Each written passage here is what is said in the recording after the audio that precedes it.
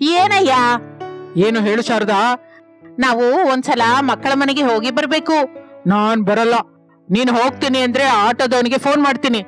ಅದಲ್ಲ ರೀ, ನಮ್ಮ ಮಕ್ಕಳು ಸೊಸೆಯರನ್ನ ನಮ್ಮನೆ ಮೊಲದ ಮರಿಗಳು ಅಂತ ಬಹಳ ಮಾತಂತ ಇದ್ದಾರಂತೆ ರೀ. ಕೀಳಾಗಿ ನೋಡ್ತಾರಂತೆ ಇನ್ನು ಎಂದು ಶಾರದಾ ಹೇಳುತ್ತಾ ಇರುವಾಗ ಪ್ರಸಾದ್ ಮಾತಿನ ಮಧ್ಯದಲ್ಲಿ ಸೇರ್ಕೊಂಡು, ಇದೆಲ್ಲ ನಿಂಗೆ ಸೊಸೆಯರು ಹೇಳಿದ್ರ? ಇಲ್ಲ, ಊರ್ನವ್ರು ಹೇಳಿದ್ರು. ನನ್ಗೇನು ಬಹಳ ದುಃಖ ಅನ್ಸ್ತು. ಮಗನ್ನ ಸ್ವಲ್ಪ ಬೈದ್ ಬಿಟ್ಟು ಸೊಸೆಯರಿಗೆ ಧೈರ್ಯ ಹೇಳಿ ಬರೋಣ ಅಂತ. ನಮ್ ಸಂಸಾರ ನಾವೇ ಸರಿ ಮಾಡ್ಕೋತೀವಿ ಅಂತ ಬೇರೆ ಸಂಸಾರ ಹೊಡಿದ್ರಲ್ಲ. ಈಗ ನಾವು ಯಾವ ಮುಖ ಇಟ್ಕೊಂಡು ಸೊಸೆ ಮುಂದೆ ನಿಂತ್ಕೋತೀವಿ ಹೇಳು? ಅವ್ರು ಮಕ್ಕಳ್ರು ರೀ. ಅದಕ್ಕೆ ಅಲ್ವ ಶಾರದಾ, ನಮ್ಮಂತಹ ದೊಡ್ಡವರು ಹೇಳಿದಾಗ ಕೇಳ್ಬೇಕು. ಯಾಕೆ ಹೇಳ್ತಾ ಇದ್ದೀವಿ ಅಂತ ಆಲೋಚಿಸ್ಬೇಕು. ಪೊಗರಿದೆ ಅಂತ ಮಾತನ್ನೋದು, ದುಡ್ಡಿದೆ ಅಂತ ಬೇರೆ ಸಂಸಾರ ಇಡೋದು. ಈಗ ಸಿನಿಮಾ ಡೈಲಾಗ್ ಹೊಡೆಯುವ ಸಮಯ ಅಲ್ಲ ಹೊರತು ಮಕ್ಕಳ ಮನೆಗೆ ಹೋಗೋಣ ಬಾ. ಸೊಸೆಯರು ಅಲ್ಲಿ ಎಷ್ಟು ದುಃಖ ಪಡ್ತಾ ಇದ್ದಾರೋ ಏನೋ. ಶಾರದಾ, ಮಕ್ಕಳು ಅಷ್ಟೆಲ್ಲ ದುಃಖ ಕೊಡೋದೇನಕ್ಕೆ ಹೇಳು? ನಮ್ಮ ಹತ್ರಕ್ಕೆ ಬಂದು ಅತ್ತೆ ಮಾವಯ್ಯ, ನಿಮ್ಮ ಮಕ್ಕಳು ಹೀಗೆ ನಮ್ಮನ್ನ ಕೀಳಾಗಿ ನೋಡ್ತಾ ಇದ್ದಾರೆ ಅಂತ ಹೇಳ್ಬೋದಲ್ಲ. ಊರಿನವ್ರ ಹತ್ರ ತಿಳ್ಕೊಳ್ಳೋದಕ್ಕೆ ನಾವು ಪರಕೀಯರಲ್ವಲ್ಲ. ಸೊಸೆರೇನೋ ಭಯಪಟ್ಟಿರ್ತಾರೆ ರೀ. ಇಲ್ಲ ಅಂದ್ರೆ ಬರ್ತಾ ಇದ್ರಲ್ಲ, ಬನ್ನಿ ಒಂದು ಸಲ ನಾವು ಹೋಗ್ ಬರೋಣ. ಆದ್ರೂ ಅನಾಮಿಕಾ, ಭಾವನಾ ನಮ್ಮ ಸೊಸೆಯರಲ್ಲ, ಮಕ್ಕಳು ಅಂತ ಅನ್ಕೊಂಡಿದ್ವಲ್ಲ. ಈಗ ನಮ್ಮ ಮಕ್ಕಳಿಗೆ ಕಷ್ಟ ಬಂದಿದೆ ಅಂತ ಒಂದ್ಸಲ ಹೋಗ್ ಬರೋಣ ಬನ್ರಿ ಎಂದು ಶಾರದಾ ಪ್ರಸಾದನ್ನು ಒಪ್ಪಿಸುವ ಪ್ರಯತ್ನ ಮಾಡ್ತಾ ಇರ್ತಾಳೆ. ಸರಿಯಾಗಿ ಆಗಲೇ ವಾರಗೀತಿಯರು ಅನಾಮಿಕಾ, ಭಾವನಾ ದುಃಖದಿಂದ ಅವರ ಅತ್ತೆ ಶಾರದಳ ಮನೆ ಕಡೆಗೆ ನಡೆಯುತ್ತಾ ಇರ್ತಾರೆ. ನನ್ ಮಾತು ಕೇಳಕ್ಕ, ನಾವು ಅತ್ತೆ ಮಾವನ ಹತ್ರ ಹೋಗದೆ ಇರೋದೇ ಒಳ್ಳೇದು. ಹಾಗನ್ಬೇಡ ತಂಗಿ. ನಮ್ಮ ಅಮ್ಮ ಅವರು ನಮ್ಮನ್ನ ಮದುವೆ ಮಾಡಿ ಇಲ್ಲಿಗೆ ಕಳಿಸಿದ್ದು ನಮ್ಮ ಗಂಡಂದಿರನ್ನು ನೋಡಲ್ಲ, ನಮ್ಮ ಅತ್ತೆ ಮಾವನನ್ನು ನೋಡಿ. ಅವರು ನಮಗೆ ಪ್ರೇಮ ಹಂಚುವಾಗ ಅಮ್ಮ ಅಪ್ಪ, ಬೈದಾಗ ಅತ್ತೆ ಮಾವಯ್ಯ. ಏನೇನಾದ್ರೂ ನಾವು ಅವ್ರಿಗೆ ಇದನ್ನೆಲ್ಲ ಹೇಳಲೇಬೇಕು. ಅತ್ತೆ ಮಾವಂದ್ರಿಗೆ ಹೇಳಿದ್ರೆ ಈ ಅಣ್ಣ ತಮ್ಮಂದ್ರು ಕೇಳ್ತಾರಕ್ಕ? ಕೇಳ್ತಾರೆ ತಂಗಿ, ನಂಗೆ ನಂಬಿಕೆ ಇದೆ. ನೀನು ಕೂಡ ನಂಬಿಕೆ ಇಟ್ಕೋ. ನಂಗೆ ನಂಬಿಕೆ ಇಲ್ಲ ಅಕ್ಕ. ಅತ್ತೆನ ನೋಡು, ತನ್ನ ಮಕ್ಕಳಿಗೆ ಸಪೋರ್ಟ್ ಆಗಿ ಇದ್ದ ಹಾಗಿದೆ. ಅದೆಲ್ಲ ಭಾವನಾ, ನಾವೀಗ ಅತ್ತೆ ಮಾವನ ಹತ್ರ ಹೋಗ್ತಾ ಇದ್ದೀವಲ್ಲ. ನಮ್ಮ ಅತ್ತೆ ಏನ್ ಮಾಡ್ತಾಳೋ ನಿನಗೆ ಅರ್ಥವಾಗುತ್ತೆ ಬಾ. ನಾವು ನಮ್ಮ ತವ್ರ ಮನೆಗೆ ಹೋಗೋದೇ ಕರೆಕ್ಟು. ಆಗಲೇ ಭಾವನಿಗೆ ಅವರಿಗೆ ಬುದ್ಧಿ ಬರುತ್ತೆ. ಅಣ್ಣ ತಮ್ಮಂದರಿಗೆ ಬುದ್ಧಿ ಬಂದ್ರು ಬಾರ್ದೇ ಇದ್ರು, ನಾವು ಮಾತ್ರ ನಮ್ಮ ಅತ್ತೆ ಮಾವಯ್ಯನ ಗೌರವಿಸಬೇಕು ತಂಗಿ. ನಮ್ಮ ಕಷ್ಟಗಳು ಕಣ್ಣೀರು ಮೊದಲು ಅವರಿಗೆ ಹೇಳ್ಬೇಕು. ಅವರು ಕೂಡ ಹಚ್ಕೊಳ್ದೆ ಇದ್ರೆ ಆಗ ನಾವು ನಮ್ಮ ತವ್ರ ಮನೆಗೆ ಹೋಗ್ಬೇಕು. ಅಯ್ಯೋ ಅಕ್ಕ, ಹೊರಗಿನಿಂದ ಬಂದ ಸೊಸೆಯರು, ಭಾವನವರು ಅವರ ರಕ್ತ ಹಂಚಿಕೊಂಡ ಮಕ್ಕಳು. ನಮ್ಮ ಅತ್ತೆ ಮಾವಂದಿರು ಮಕ್ಕಳ ಮಾತು ಕೇಳ್ತಾರೆ ಹೊರತು ಸೊಸೆಯರ ಮಾತು ಕೇಳ್ತಾರ? ನೆನಪಿನಲ್ಲಿಟ್ಕೋ ಎಂದು ಮಾತನಾಡಿಕೊಳ್ಳುತ್ತಾ ಶಾರದಾ ಅವರ ಮನೆಗೆ ಬರುತ್ತಾರೆ. ಪ್ರಸಾದ್ ಅವರನ್ನು ನೋಡಿ ಹೊರಟು ಹೋಗುತ್ತಾನೆ. ಏನೋ ದಿಗಿಲಿನ ಮುಖದಿಂದ ವಾರಗಿತ್ತಿಯರು ಹೀಗೆ ಬಂದ್ರಿ? ಅತ್ತೆ, ಅವರು ವಿನೋದ್ ಸೇರಿ ನಮ್ಮ ಇಬ್ಬರನ್ನ ತುಂಬಾ ಕೀಳಾಗಿ ನೋಡ್ತಾ ಇದ್ದಾರೆ. ಏನ್ ಮಾಡೋಣ ಮತ್ತೆ? ಅವರವರ ತವ್ರ ಮನೆಗೆ ಹೊರಟೋಗ್ತೀವಿ ಅತ್ತೆ. ನಿರ್ಣಯ ತಗೊಂಡ ಮೇಲೆ ಮತ್ತೆ ನಂಗೆ ಹೇಳೋದೇನಕ್ಕೆ? ಅವ್ರಿಗೆ ಇಷ್ಟ ಬಂದ ಹಾಗೆ ಅವ್ರು ಮಾಡ್ತಾರೆ, ನಿಮಗೆ ತೋಚಿದ ಹಾಗೆ ನೀವು ಮಾಡ್ಕೊಳ್ಳಿ ಅಂತ ಮಾತನ್ಬಿಡಿ ಅತ್ತೆ. ನಾವು ನಮ್ಮ ತವ್ರ ಮನೆಗೆ ಹೋಗ್ಬೇಕು ಅನ್ಕೊಂಡ್ರೆ ಯಾವಾಗ್ಲೂ ಹೋಗ್ತಾ ಇದ್ವಿ. ಆದ್ರೆ ಹೋಗದೆ ಇನ್ನು ಯಾಕೆ ಇಲ್ಲಿದ್ದೀವಿ ಅಂದ್ರೆ ಅವರು ನಮ್ಮನ್ನ ಅರ್ಥ ಮಾಡ್ಕೋತಾರೆ ಅಂತ ಆಸೆ, ಕೋರಿಕೆ ಎಲ್ಲೋ ಒಂದು ಮೂಲೆಯಲ್ಲಿತ್ತು ಅತ್ತೆ. ಅದು ರೂಪಾಯಲ್ಲಿ ಪಾವಲಿಯಷ್ಟು. ಆದ್ರೆ ಈಗ ಅವರು ಮಾಡಿದ ವ್ಯಂಗ್ಯಕ್ಕೆ, ಮಾತಾಡಿದ ಮಾತಿಗೆ ಆ ಪಾವಲಿ ಆಣೆ ಕೂಡ ಹೊರಟೋಯ್ತು. ಅದಕ್ಕೆ ತವ್ರ ಮನೆಗೆ ಹೋಗೋಣ ಅಂತ ಮಾತಾಡ್ಕೊಂಡ್ವಿ. ಮತ್ತೆ ಚೆನ್ನಾಗಿ ಮಾತಾಡ್ಕೊಂಡಿದ್ದೀರಲ್ಲ. ಆದ್ರೆ ನೀವು ನಿಮ್ಮ ತವ್ರ ಮನೆಗೆ ಹೋದ್ರೆ ಏನ್ ನಡೆಯುತ್ತೆ ಅಂತ ಆಸೆ ಪಡ್ತಾ ಇದ್ದಾರೆ ಹೇಳಿ? ಅಣ್ಣ ತಮ್ಮಂದಿರಿಗೆ ನಮ್ಮ ಬೆಲೆ ತಿಳಿಯುತ್ತೆ ಅನ್ಕೋತೀವಿ. ಅದ್ ಹೇಗೆ ಸೊಸೆ? ಅವರಿಗೆ ಇಷ್ಟಪಟ್ಟ ಅಡಿಗೆ ಇರೋದಿಲ್ಲ, ಒಗೆದ ಬಟ್ಟೆ ಇರೋದಿಲ್ಲ, ಶುಭ್ರವಾದ ರೂಮ್ ಕೂಡ ಇರಲ್ಲ. ಒಂದು ವಾರ ಸಂತೋಷವಾಗಿರ್ಬೋದು ಅತ್ತೆ. ಆ ನಂತರ ಎಂದು ಭಾವನ ಹೇಳುತ್ತಾ ಇರುವಾಗ ಶಾರದಾ ಸೇರ್ಕೊಂಡು, ಒಂದ್ ವಾರ ಅಲ್ಲ ಸೊಸೆ, 1 ತಿಂಗಳು ನೀವು ಇಲ್ದೇ ಇದ್ರು ನಿಮ್ಮ ಬೆಲೆ ನನ್ನ ಮಕ್ಕಳಿಗೆ ಗೊತ್ತಾಗಲ್ಲ. ಅಡಿಗೆಗಾಗಿ ಕಷ್ಟವಿರಲ್ಲ, ಹೀಗೆ ಆರ್ಡರ್ ಮಾಡ್ತಲೇ ಆಗ ಬಿಸಿ ಬಿಸಿಯಾಗಿ ಮನೆಗೆ ಬರುತ್ತೆ. ಬಟ್ಟೆ ಶುಭ್ರ ಮಾಡೋದಕ್ಕೆ ಡ್ರೈ ಕ್ಲೀನಿಂಗ್ ಶಾಪ್ ಇದೆ, ಮನೆ ಕ್ಲೀನ್ ಮಾಡೋದಕ್ಕೆ ಮನುಷ್ಯನ ಇಟ್ಕೋತಾರೆ ಎಂದು ಶಾರದಾ ಹೇಳುತ್ತಲೇ ಅನಾಮಿಕಾ, ಭಾವನಾ ಒಬ್ಬರ ಮುಖವನ್ನೊಬ್ರು ನೋಡ್ಕೋತಾರೆ. ಮನೆಯಲ್ಲಿರುವ ಪ್ರಸಾದ್ ಅವ್ರ ಮಾತನ್ನು ಕೇಳ್ತಾ ಇರ್ತಾನೆ. ಮತ್ತೆ ಈಗ ನಮ್ಮನ್ನ ಏನ್ ಮಾಡು ಅಂತಿರತ್ತೆ? ನಾನ್ ಹೇಳಿದ್ದು ಸ್ವಲ್ಪ ಜಾಗೃತಿಗೆ ಕೇಳಿ ಸೊಸೆ. ಅಂದ್ರೆ ಯಾವಾಗಾದ್ರೂ ನನ್ನ ಮಕ್ಕಳು ನಿಮ್ಮನ್ನು ಕೀಳಾಗಿ ಮಾತಾಡಿದ್ರು, ಇನ್ನು ಅವರಿಗೆ ತಕ್ಕ ಬುದ್ಧಿ ಹೇಳುವ ಸಮಯ ಬಂದಿದೆ ಅಂತ ನಾನು ಹೇಳಿದ ಹಾಗೆ ಮಾಡಿ, ಅವರೇ ದಾರಿಗೆ ಬರ್ತಾರೆ. ಸರಿಯತ್ತೆ, ಏನ್ ಮಾಡ್ಬೇಕು ಹೇಳಿ? ಮನೆಯೊಳಗೆ ಹೋಗಿ ಇಷ್ಟ ಬಂದ ಅಡಿಗೆ ಮಾಡ್ಕೊಂಡು ಹೊಟ್ಟೆ ತುಂಬಾ ತಿನ್ನಿ. ಪಾತ್ರೆಗಳನ್ನ ಸಿಂಕಲ್ ಹಾಕಿ, ಹಾಗೆ ಬಟ್ಟೆಗಳೆಲ್ಲ ನೀರಲ್ಲಿ ಹಾಕಿಡಿ. ಮನೆನ ಒರೆಸ್ಬೇಡಿ, ಮನೆಯೆಲ್ಲ ಕಸವಾಗಿರ್ಬೇಕು. ನೀವು ಮಾತ್ರ ಬೆಳಿಗ್ಗೆನೆ ಎದ್ದು ಇಷ್ಟ ಬಂದಿದ್ದು ಮಾಡ್ಕೊಂಡು ತಿಂದು ಇಲ್ಲಿಗೆ ಬಂದ್ಬಿಡಿ. ಮಕ್ಕಳ ರೋಗ ಗುಣವಾಗುತ್ತೆ. ಶಾರದಾ ಅವರಿಗೆ ಏನು ಮಾಡಬೇಕು ವಿವರವಾಗಿ ಹೇಳುತ್ತಾಳೆ. ವಾರಗಿತ್ತಿಯರ ಮುಖ ಸಂತೋಷದಿಂದ ಬೆಳಗಿ ಹೋಗುತ್ತೆ. ಇಬ್ಬರು ಶಾರದಾಳ ಕಾಲಿಗೆ ಬೀಳುತ್ತಾರೆ. ಮನೆಗೆ ಹೇಳಿದ್ದನ್ನ ಮಾಡಿ ಹೋಗಿ. ಅನಾಮಿಕ ಭಾವನ ಆನಂದದಿಂದ ಮನೆಗೆ ಬರುತ್ತಾರೆ. ಇಷ್ಟಪಟ್ಟ ಅಡುಗೆ ಮಾಡ್ಕೊಂಡು ತಿಂತಾರೆ. ಪಾತ್ರೆಗಳನ್ನ ಸಿಂಕ್ ತುಂಬಾ ಹಾಕ್ತಾರೆ. ಅಡುಗೆ ಮನೆಯೆಲ್ಲ ಕಟ್ ಮಾಡಿದ ತರಕಾರಿ ಚೂರುಗಳಿಂದ, ಸೊಪ್ಪಿನಿಂದ, ಈರುಳ್ಳಿ ಸಿಪ್ಪೆಯಿಂದ ತುಂಬುತ್ತಾರೆ. ಆ ನಂತರ ಬಟ್ಟೆಗಳೆಲ್ಲವನ್ನು ನೀರಿನ ಟಬ್ಬಲೆ ಹಾಕ್ತಾರೆ. ಆ ದಿನ ರಾತ್ರಿ ರಮೇಶ್ ವಿನೋದರು ಆಫೀಸಿಂದ ಮನೆಗೆ ಬರ್ತಾರೆ. ಅನಾಮಿಕ ಭಾವನ ಕೂಲ್ ಡ್ರಿಂಕ್ಸ್ ಕುಡಿಯುತ್ತಾ ಟಿವಿ ನೋಡ್ತಾ ಇರ್ತಾರೆ. ಅಣ್ಣ ತಮ್ಮಂದಿರನ್ನು ನೋಡಿ ವಾರಗಿತ್ತಿಯರು ಕದಲಲಿಲ್ಲ, ನಿಜಕ್ಕೂ ಹಚ್ಕೊಳ್ಳೇ ಇಲ್ಲ. ಅನಾಮಿಕಾ, ಭಾವನಾ ಎಂದು ಗಟ್ಟಿಯಾಗಿ ಕರೆಯುತ್ತಾರೆ. ಯಾಕೆ ಹಾಗೆ ಅರ್ಚ್ತಾ ಇದ್ದೀರಾ? ಕೂಲ್ ಡ್ರಿಂಕ್ಸ್ ಕುಡಿತಾ ಟಿವಿ ನೋಡ್ತಾ ಇದ್ವಿ, ಕಾಣಿಸ್ತಾ ಇಲ್ವಾ? ಹೋಗಿ ಹೋಗಿ ಇಷ್ಟ ಬಂದ ಅಡಿಗೆ ಮಾಡ್ಕೊಂಡು ತಿನ್ನಿ. ಅಡಿಗೆ ಮನೆ ಮೊಲದ ಹಾಗೆ ನೀವಿರುವಾಗ ನಾವೇನಕ್ಕೆ ಅಡಿಗೆ ಮಾಡ್ಬೇಕು? ಭಾವನವ್ರೆ, ಇನ್ನು ಮೇಲಿಂದ ನಾವು ಈ ಕೆಲಸ ಮಾಡಲ್ಲ. ನಮ್ ಕೆಲ್ಸ ಮಾತ್ರವೇ ಮಾಡ್ಕೋತೀವಿ. ನಿಮ್ಮ ಕೆಲ್ಸ ನೀವೇ ಮಾಡ್ಕೊಳ್ಳಿ. ಹೋಗಿ ಅಡಿಗೆ ಮಾಡ್ಕೊಳ್ಳಿ. ಮತ್ತೊಂದು ವಿಷಯ, ಕುಡಿಯೋದಕ್ಕೆ ನೀರು ಕೂಡ ತಗೊಂಬನ್ನಿ ಎಂದು ಹೇಳುತ್ತಲೇ ರಮೇಶ್ ವ್ಯಂಗ್ಯದಿಂದ, ಅಷ್ಟೇನ ಭಾವನಾ? ಇಲ್ಲಾಂದ್ರೆ ಕೊತ್ತಂಬರಿ ಸೊಪ್ಪು, ಆಲೂಗಡ್ಡೆ ಕೂಡ ತರ್ಬೇಕಾ ಎಂದು ಕೇಳುತ್ತಾನೆ. ನಿಮ್ಗೆ ಇಷ್ಟ ಬಂದಿದ್ದು ನೀವೇ ತಂದ್ಕೊಳ್ಳಿ. ಬಾ ತಮ್ಮ, ನಾವಂದ್ರೆ ಏನು ಅಂತ ತೋರ್ಸೋಣ ಎಂದು ಅಣ್ಣ ತಮ್ಮಂದಿರು ಕಿಚನ್ ಒಳಗೆ ಹೋಗುತ್ತಾರೆ. ಕಸವಾಗಿರುವುದನ್ನು ನೋಡಿ ಶಾಕ್ ಆಗ್ತಾರೆ. ಇದೇನು ಹೀಗಿದೆ? ಅದನ್ನ ಕಿಚನ್ ಅಂತಾರೆ ರೀ. ಕ್ಲೀನ್ ಮಾಡ್ಕೊಂಡು ಅಡಿಗೆ ಮಾಡ್ಕೊಳ್ಳಿ, ಇಲ್ಲ ಅಂದ್ರೆ ಜಿರಳೆಗಳು, ನೊಣಗಳು, ಸೊಳ್ಳೆಗಳು ಬಂದು ಬೀಳುತ್ತೆ ಎಂದು ಹೇಳುತ್ತಾಳೆ. ರಮೇಶ್ ವಿನೋದರು ಮೊದಲು ಕಿಚನ್ ಅನ್ನ ಶುಭ್ರ ಮಾಡ್ತಾರೆ. ಆ ನಂತರ ಅಡಿಗೆ ಮಾಡಲಿಕ್ಕೆ ಶುರು ಮಾಡುತ್ತಾರೆ. ಅನ್ನ ಸಾರು ಕಪ್ಪಾಗಿ ಸೀದ್ ಹೋಗುತ್ತೆ, ಹೊಗೆ ಬರುತ್ತೆ. ಅಷ್ಟೇ, ಓಡ್ಕೊಂಡು ಹೊರಗೆ ಬರ್ತಾರೆ. ಅದನ್ನು ನೋಡಿ ಅನಾಮಿಕ ಭಾವನ ನಗುತ್ತಾರೆ. ಮೊದಲ ದಿನವೇ ಯಾರಿಗಾದ್ರೂ ಹೀಗೆ ಇರುತ್ತೆ ಬಿಡು ತಮ್ಮ, ಈ ಹೊತ್ತಿಗೆ ನಾವು ಆರ್ಡರ್ ಮಾಡ್ಕೊಳ್ಳೋಣ ಎಂದು ಫುಡ್ ಆರ್ಡರ್ ಮಾಡ್ಕೋತಾರೆ. 10 ನಿಮಿಷದ ನಂತರ ಫುಡ್ ಬರುತ್ತದೆ. ರಮೇಶ್ ವಿನೋದರು ಅನಾಮಿಕ ಭಾವನ ನೋಡುತ್ತಾ ಇರುವಾಗ ಸಂತೋಷದಿಂದ ತಿನ್ನುತ್ತಾರೆ. ಹಾಗೆ ಆ ದಿನ ರಾತ್ರಿ ಕಳೆಯುತ್ತದೆ. ಮಾರನೇ ದಿನ, ಅನಾಮಿಕಾ, ಬಟ್ಟೆ ವಾಶ್ ಮಾಡ್ಲಿಲ್ವಾ?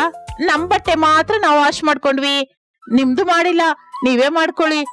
ಈಗ ಹೇಳಿದ್ರೆ ಹೇಗೆ ಅನಾಮಿಕಾ? ಆಫೀಸ್ಗೆ ಹೇಗೆ ಹೋಗ್ಬೇಕು? ಅದು ನಿಮ್ ಇಷ್ಟ. ನೆನ್ನೆ ಹಾಕೊಂಡ ಬಟ್ಟೆನೆ ಹಾಕೋತೀರಿ, 2-3 ದಿನದಿಂದ ವಾಶ್ ಮಾಡದ ಬಟ್ಟೆ ಹಾಕೋತಿರೋ ನಿಮ್ಮಿಷ್ಟ ಎಂದು ಅನಾಮಿಕ ನಗುತ್ತಾ ಇರುವಾಗ ಭಾವನ ಬರುತ್ತಾಳೆ. ಹೋಗೋಣವಾ ಅಕ್ಕ? ಎಲ್ಲಿಗೆ? ಹಾಯಾಗೆ ಸಿಟಿ ಎಲ್ಲ ರೌಂಡ್ ಹಾಕಿ ಬರ್ತೀವಿ, ಬಾ ತಂಗಿ. ಮತ್ತೆ ಮನೆ ಕೆಲಸ ಯಾರು ಮಾಡ್ಬೇಕು ಹೊತ್ತಿಗೆ? ಇನ್ಯಾರು ಮೈದುನ? ನೀವೇ ಅಣ್ಣ ತಮ್ಮಂದ್ರು. ಬೇಕಾದ ಟಿಫಿನ್ ಮಾಡ್ಕೊಂಡು ತಿನ್ನಿ, ಇಷ್ಟ ಬಂದ ಲಂಚ್ ಮಾಡ್ಕೊಂಡು ತಗೊಂಡ್ ಹೋಗಿ.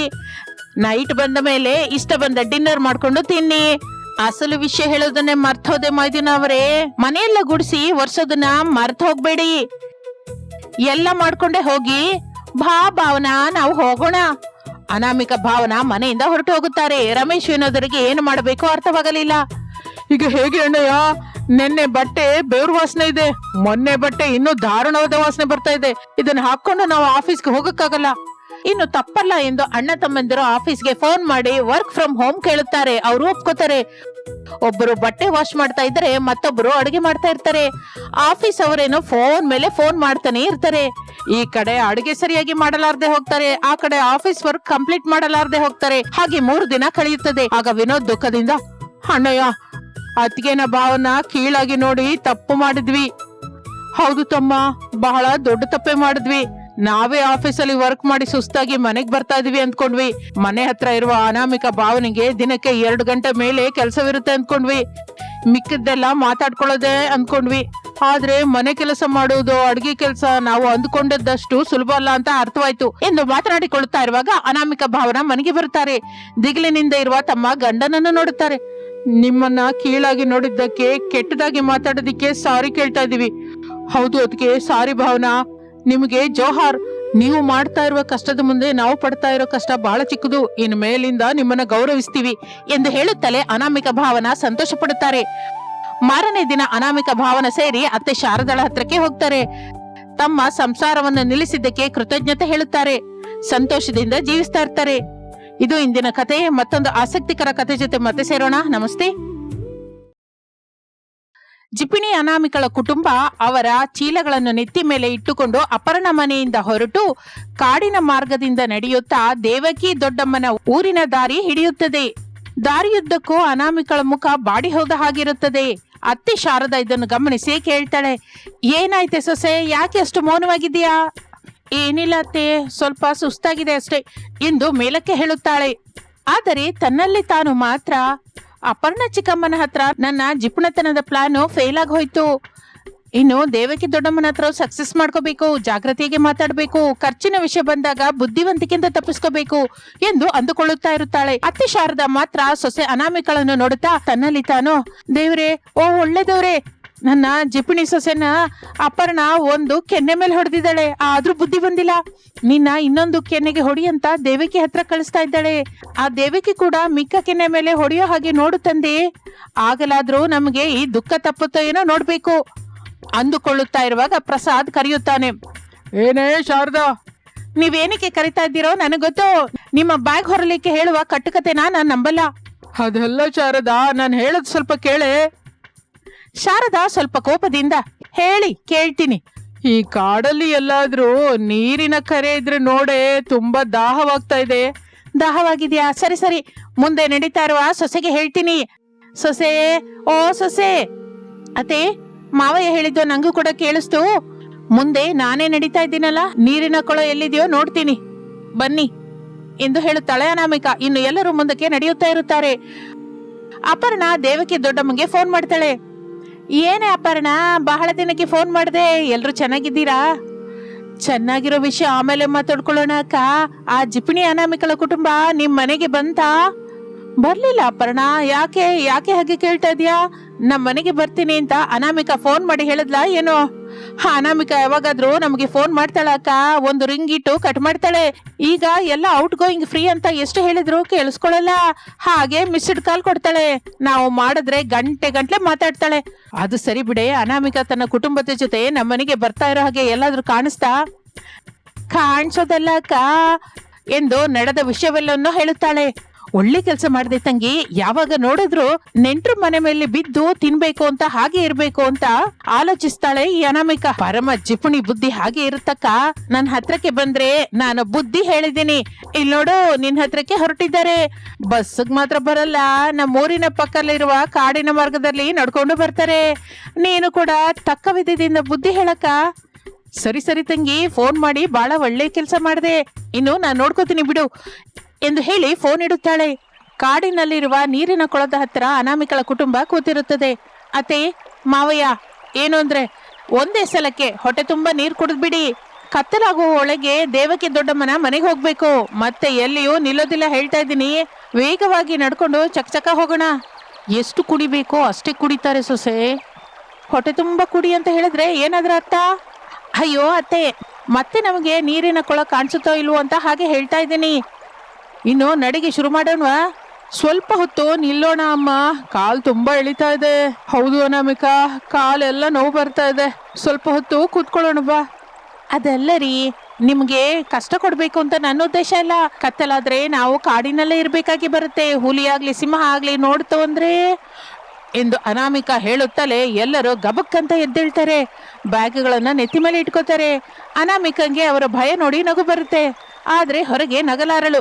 ಬನ್ನಿ ಎಂದು ಬ್ಯಾಗ್ಗಳನ್ನ ನೆತ್ತಿಯ ಮೇಲೆ ಇಟ್ಟುಕೊಂಡು ಮುಂದೆ ನಡೆಯಲಿಕ್ಕೆ ಶುರು ಮಾಡುತ್ತಾಳೆ. ತನ್ನ ಹಿಂದೆ ಪ್ರಸಾದ್, ಶಾರದಾ, ರಮೇಶರು ನಡೆಯಲಿಕ್ಕೆ ಶುರು ಮಾಡುತ್ತಾರೆ. ಇನ್ನು ಮನೆಯ ಬಾಗಿಲ ಹತ್ರ ನಿಂತ್ಕೊಂಡು ಪದೇ ಪದೇ ರೋಡ್ ಕಡೆ ನೋಡ್ತಾ ಇರುವ ದೇವಕಿ ಹತ್ರಕ್ಕೆ ಗಂಡ ದಾನಯ್ಯ ಬರುತ್ತಾನೆ. ದೇವಕಿ, ನಿನ್ನ ತಮ್ಮ ಏನಾದ್ರೂ ಬರ್ತೀನಿ ಅಂತ ಹೇಳದ್ನ? ಹಾಗೆ ಪದೇ ಪದೇ ರೋಡ್ ಕಡೆ ನೋಡ್ತಾ ಇದೀಯಾ? ಜಿಪುಣಿ ಅನಾಮಿಕಳ ಕುಟುಂಬ ಬರುತ್ತಂತೆ, ಅದಕ್ಕೆ ಈ ಎದುರು ನೋಟ. ಬರುವವರು ಹೇಗೂ ಬರ್ತಾರೆ, ನೀನು ಹೇಳ್ಬೇಕು ಅನ್ನೋ ಬುದ್ಧಿನ ಹೇಗೂ ಹೇಳ್ತೀಯ, ಅದಕ್ಕೆ ಇಷ್ಟೆಲ್ಲ ಎದುರು ನೋಡೋದೇನಕ್ಕೆ ಹೇಳು? ಅದಲ್ಲ ರೀ ದೇವಕಿ, ಮನೆಗೆ ಬರುವ ನೆಂಟರಿಗೆ ನಿನ್ನ ನೋಡೋದು ಯಾರೋ ಹೇಳಿದ ಹಾಗೆ ಅನ್ಸ್ಬಾರ್ದು. ಹಾಗೆ ಅನ್ಸಿದ್ರೆ ಅಪರ್ಣ ಫೋನ್ ಮಾಡಿ ಹೇಳಿದ ಆಗಿದೆ ಅಂತ ಅನುಮಾನ ಬರುತ್ತೆ, ಆಗ ಅಪರ್ಣನ ಬೈಕೋತಾರೆ. ನೀವು ಕೂಡ ಹೇಳೋದು ನಿಜನೇ ರೀ, ನಾನು ಅಷ್ಟು ದೂರ ಆಲೋಚಿಸಿಲ್ಲ, ಬನ್ನಿ ಎಂದು ಇಬ್ಬರು ಒಳಗಡೆಗೆ ಹೋಗುತ್ತಾರೆ. ಇಷ್ಟರಲ್ಲಿ ಅನಾಮಿಕಳ ಕುಟುಂಬ ದೇವಕಿ ದೊಡ್ಡಮ್ಮನ ಮನೆಗೆ ಸೇರಿಕೊಳ್ಳುತ್ತಾರೆ. ಅಯ್ಯೋ, ಎಲ್ರು ಸೇರಿ ಬಂದ್ರ? ಬನ್ನಿ ಬನ್ನಿ, ಇಷ್ಟು ಕಾಲದ ನಂತರ ಕಾಣಿಸ್ತಾ ಇದ್ದೀರಾ, ಒಳಗಡೆಗೆ ಬನ್ನಿ ಎಂದು ಎಲ್ಲರನ್ನು ಆತ್ಮೀಯವಾಗಿ ಒಳಗಡೆ ಕರ್ಕೊಂಡು ಹೋಗ್ತಾಳೆ. ಎಲ್ಲರೂ ಕೂತ್ಕೋತಾರೆ. ಎಲ್ರು ಚೆನ್ನಾಗಿದ್ದೀರಾ? ಕೂತ್ಕೊಳ್ಳಿ. ಚೆನ್ನಾಗಿದ್ದೀವಿ ದಾನಯ್ಯ. ಎಲ್ಲರೂ ಕೂತ್ಕೋತಾರೆ. ದಾನಯ್ಯ ಫ್ಯಾನ್ ಹಾಕುತ್ತಾನೆ. ದೇವಕಿ ನೀರು ಟೀ ಕೊಡುತ್ತಾಳೆ. ಅವರು ತೋರಿಸ್ತಾ ಇರುವ ಪ್ರೇಮಕ್ಕೆ ಅನಾಮಿಕಂಗೆ ಎಲ್ಲಿಲ್ಲದ ಆನಂದವಾಗುತ್ತದೆ. ತನ್ನಲ್ಲಿ ತಾನು ಹೋಗ್ಲಿ ಬಿಡು, ಅಪರ್ಣ ಚಿಕ್ಕಮ್ಮನ ಹತ್ರ ಅಂದುಕೊಂಡ ಪ್ಲಾನು ಸಕ್ಸಸ್ ಆಗ್ಲಿಲ್ಲ, ದೇವಕಿ ದೊಡ್ಡಮ್ಮನ ಹತ್ರವಾದ್ರೂ ಸಕ್ಸಸ್ ಆಗುವ ಹಾಗೆ ಇದೆ ಎಂದು ಅಂದುಕೊಳ್ಳುತ್ತಾಳೆ. ಮತ್ತೆ ನೀವು ಎಷ್ಟು ದಿನ ಇರ್ತೀನಿ ಅಂತ ಹೇಳಿದ್ರೆ ಅಷ್ಟಕ್ಕೆ ಸರಿಯಾದ ಸಾಮಾನನ್ನ ನೋಡ್ಕೋಬೇಕಲ್ಲ ಅನಾಮಿಕಾ ಎಂದು ಕೇಳುತ್ತಾಳೆ ದೇವಕಿ. ಆಗ ಅನಾಮಿಕಾ ಒಂದೇ ಸಲಕ್ಕೆ ಅಪರ್ಣಾಳ ಹತ್ತಿರ ನಡೆದ ವಿಷಯವನ್ನು ನೆನಪು ಮಾಡಿಕೊಂಡು ಜಾಗ್ರತೆಯಿಂದ ಉತ್ತರ ಹೇಳ್ತಾಳೆ. ದೊಡ್ಡಮ್ಮ, 1-2-3 ದಿನ ಇರೋಣ ಅಂತ ಅಂದ್ಕೊಂಡ್ವಿ. ದೇವಕಿ ನಗುತ್ತಾ, ಒಳ್ಳೇದು ಅನಾಮಿಕಾ, ಆದ್ರೆ ನಮ್ಮೂರಿನಲ್ಲಿ ಒಂದು ಪದ್ಧತಿ ಇದೆ ಎಂದು ಹೇಳುತ್ತಲೇ ಅನಾಮಿಕಳ ಮುಖ ಬಾಡಿ ಹೋದ ಹಾಗೆ ಆಗುತ್ತದೆ ಅಯೋಮಯದಿಂದ. ಏನು ಪದ್ಧತಿ ದೊಡ್ಡಮ್ಮ? ಈ ಊರಿಗೆ ಯಾರ ಮನೆಗೆ ನೆಂಟರು ಬಂದ್ರು ಊರಿನವರ ಹಾಗಲ್ಲದೆ ಮನೆಯವರ ಹಾಗೆ ಇರಬೇಕು, ಸ್ವಂತವಾಗಿ ಆಗ್ತಾರೆ, ಎಲ್ರೂ ಸೇರ್ಕೊಂಡು ಕೆಲಸ ಮಾಡ್ಬೇಕು, ಖರ್ಚು ಕೂಡ ಹಂಚ್ಕೋಬೇಕು ಎಂದು ಹೇಳುತ್ತಾಳೆ. ಅನಾಮಿಕಂಗೆ ಮತ್ತೆ ಶಾಕ್ ತಗಲುತ್ತೆ. ತನ್ನ ಕೈಯಲ್ಲಿರುವ ಟೀ ಕಪ್ಪು ಜಾರುತ್ತದೆ, 2 ಚೂರಾಗುತ್ತದೆ. ಅನಾಮಿಕ ಅದೊಂದು ತರ ದೇವಕಿಯನ್ನ ನೋಡ್ತಾಳೆ. ಏನಾಗಲ್ಲ ತಾಯಿ, ಎಲ್ಲದಕ್ಕೂ ಲೆಕ್ಕ ನೋಡ್ಕೊಳ್ಳೋಣ, ಮತ್ತೊಂದು ಕಪ್ಪಲ್ಲಿ ಟೀ ತರ್ಲಾ? ಬೇಡ ದೊಡ್ಡಮ್ಮ ಎಂದು ಮೇಲಕ್ಕೆ ಹೇಳಿ ತನ್ನ ಮನಸ್ಸಿನಲ್ಲಿ, ಇಲ್ಲಿ ಕೂಡ ಅದೇ ಕತೆ, ಏಟಿನ ಮೇಲೆ ಏಟು, ಏನಿದು ನನ್ನ ಅದೃಷ್ಟ ಹೀಗಿದೆ, ನಮಗಿರುವ ನೆಂಟ್ರೆಲ್ಲ ಹೀಗೆ ಇದ್ದಾರಾ ಏನೋ ಎಂದು ಅಂದುಕೊಳ್ಳುತ್ತಾಳೆ ಅನಾಮಿಕ. ಆ ದಿನ ರಾತ್ರಿ ಎಲ್ಲರಿಗೂ ದೇವಕಿ ದೊಡ್ಡಮ್ಮ ಎಲೆ ಹಾಕಿ ಘಮ್ಮನ್ನು ಅಡಿಗೆಯಿಂದ ಊಟ ಹಾಕುತ್ತಾಳೆ. ಆದ್ರೆ ಅವರು ತಿನ್ನದೆ ದೇವಕಿಯನ್ನು ನೋಡುತ್ತಾರೆ. ನಿಮ್ಮ ನೋಟದ ಅರ್ಥ ನನಗ್ ಗೊತ್ತು, ಈ ಹೊತ್ತಿಗೆ ಯಾವ ಲೆಕ್ಕನೂ ಇಲ್ಲ ತಾಯಿ, ಏನ್ ಮಾಡಿದ್ರು ಲೆಕ್ಕಕ್ಕೆ ಬರಲ್ಲ, ಎಷ್ಟು ತಿಂದ್ರು ಸಾಮಾನು ತರಬೇಕಾದ ಅಗತ್ಯವಿಲ್ಲ ಎಂದು ಹೇಳುತ್ತಲೇ ಅನಾಮಿಕಳ ಮುಖ ಆನಂದದಿಂದ ಸನ್ಫ್ಲವರ್ ಆಗಿ ಬೆಳಗುತ್ತದೆ. ದೇವಕಿ ಆ ಮಾತು ಹೇಳುತ್ತಲೇ ಹಸುವೆ ಎಂದಿರೋ ಅವರಿಗೆ ರುಚಿಕರವಾದ ಊಟ ಸಿಕ್ಕಿದ್ದರಿಂದ ಬರದ ಪ್ರಾಂತದಿಂದ ಓಡಿ ಬಂದವರ ಹಾಗೆ ಗಬಗಬಾ ತಿನ್ನುತ್ತಾರೆ. ಶಾರದಳ ಹತ್ರ ಇರುವ ಚಿಕನ್ ಲೆಗ್ಗನ್ನ ಅನಾಮಿಕ ಹೇಳ್ಕೊತಾಳೆ. ಹಾಗೆ ಅನಾಮಿಕ ತಿಂತಾ ಇದ್ದರೆ ಶಾರದಾ ಅನಾಮಿಕಳ ಹತ್ತಿರ ಇರುವ ಎಗ್ ತಗೊಂಡು ತಿಂತಾಳೆ. ಎಲ್ಲರೂ ಹೊಟ್ಟೆ ತುಂಬ ತಿನ್ನುತ್ತಾರೆ.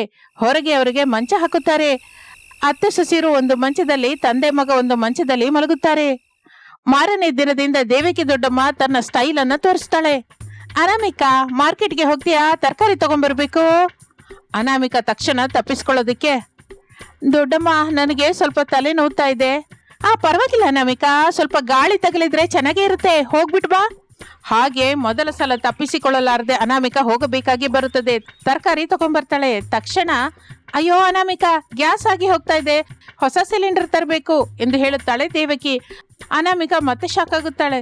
ಇಲ್ಲಿದ್ರೆ ಖರ್ಚು ಹೆಚ್ಚಾಗ್ತಿದೆ ಹೊರತು ಕಡಿಮೆ ಆಗ್ತಿಲ್ಲ ಎಂದು ಅಂದುಕೊಂಡು ಏನೋ ಮಾತಿಗಾಗಿ ಸಿಲಿಂಡರ್ನ ಹೆಗಲ ಮೇಲೆ ಇಟ್ಟುಕೊಂಡು ಗ್ಯಾಸ್ ಏಜೆನ್ಸಿವರೆಗೂ ಹೋಗುತ್ತಾಳೆ. ಖಾಲಿ ಸಿಲಿಂಡರ್ ಇಂದ ಫುಲ್ ಸಿಲಿಂಡರ್ನ ಎತ್ತಿಕೊಂಡು ಮನೆಗೆ ಬರ್ತಾಳೆ. ಕನಿಷ್ಠ ಆಟೋ ದುಡ್ಡಾದ್ರೂ ಮಿಕ್ತು ಎಂದು ಅಂದುಕೊಳ್ಳುತ್ತಾಳೆ. ಇಷ್ಟರಲ್ಲಿ ದೇವಕಿ ಸಾಮಾನಿನ ಲಿಸ್ಟ್ ಚೀಲ ಹಿಡ್ಕೊಂಡು ಬರ್ತಾಳೆ. ಅನಾಮಿಕ, ಕಿರಾಣ ಶಾಪ್ಗೆ ಹೋಗಿ ಈ ಸಾಮಾನು ತಗೊಂಡ್ಬರ್ತೀಯಾ ಎಂದು ಲಿಸ್ಟ್ ಕೊಡುತ್ತಾಳೆ. ಅದನ್ನು ನೋಡಿ ಅನಾಮಿಕ ತಲೆ ತಿರುಗಿ ಬಿದ್ದು ಹೋಗುತ್ತಾಳೆ. ದೇವಕಿ ನೀರ್ ಸುರಿತಾಳೆ. ಅನಾಮಿಕ ಎದ್ದು ನಿಂತ್ಕೊಂಡು, ಏನ್ ದೊಡ್ಡಮ್ಮ ಈ ಲಿಸ್ಟು? ನೀವೆಲ್ರೂ ತಿಂದಿದ್ದು ನೋಡ್ದೆ ಅಲ್ಲ, ಅದಕ್ಕೆ ಇಷ್ಟು ಬರಿಬೇಕಾಗಿ ಬಂತು. ನಿನ್ನೆ ರಾತ್ರಿ ಎಂತಹ ಲೆಕ್ಕನೂ ಇಲ್ಲ ಅಂತ ಹೇಳಿದ್ರಲ್ಲ. ನಿಜ ರೂಪ ಹೊರಗೆ ಬರಬೇಕು ಅಂದ್ರೆ ಅವಾಗವಾಗ ಇಂತಹ ಸುಳ್ಳೆ ಹೇಳಬೇಕು ಮತ್ತೆ ಎಂದು ಹೇಳುತ್ತಾಳೆ ದೇವಕಿ. ಅನಾಮಿಕ ಏನು ಮಾತನಾಡಲಿಲ್ಲ. ಅನಾಮಿಕ, ಇಲ್ಲಿರೋದು ಅಂದ್ರೆ ಜವಾಬ್ದಾರಿ. ನಾವು ಯಾರ ಮನೆಗೆ ಹೋದ್ರೂ ಅವರಿಗೆ ಭಾರವಾಗದೇ ಇರಬೇಕು, ಸಹಾಯ ಮಾಡಬೇಕು. ಆ ಮಾತನ್ನು ಎಲ್ಲರೂ ಕೇಳುತ್ತಾಳೆ. ಅನಾಮಿಕಂಗೆ ಬಹಳ ಅಸೌಕರ್ಯವಾಗಿ ಅನಿಸುತ್ತದೆ. ಆದ್ರೂ ತನ್ನ ಸ್ವಭಾವ ಬದಲಾಯಿಸಿಕೊಳ್ಳದೆ, ಇಲ್ಲೇ ಹೇಗಿದ್ರೆ ಇನ್ನೊಂದು ಕಡೆ ಆದ್ರೂ ಹೋಗ್ಬೇಕು, ಅಲ್ಲಾದ್ರೂ ನನ್ನ ಮನಸ್ಸು ಸಂತೋಷವಾಗ್ಬೇಕು. ಅತ್ತೆ, ನಾವು ನಮ್ಮ ಮಾವಯ್ಯನ ಮನೆಗೆ ಹೋಗೋಣ, ಅವರು ತುಂಬಾ ಒಳ್ಳೆಯವರು. ಶಾರದಾ ಅನುಮಾನದಿಂದ ನೋಡುತ್ತಾಳೆ. ಮತ್ತೆ ಅದೇ ಪ್ಲಾನ್ ನಮ್ಮ ಸೊಸೆ? ಅಲ್ಲ ಮಾವಯ್ಯ, ಬನ್ನಿ, ಇಲ್ಲಿ ಖರ್ಚು ನಮ್ಮ ಮನೆಗಿಂತ ಡಬಲ್ ಆಗ್ತಾ ಇದೆ ಎಂದು ಹೇಳುತ್ತಾಳೆ ಅನಾಮಿಕ. ಹಾಗೆ ಅವರು ದೇವಕಿ ದೊಡ್ಡಮ್ಮನ ಮನೆಯಿಂದ ಹೊರಡುತ್ತಾರೆ.